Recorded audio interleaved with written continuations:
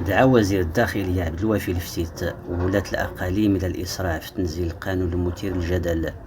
لإحداث شركات جهوية متعددة الخدمات، وذلك في قطاع توزيع الماء والكهرباء والتطهير السائل.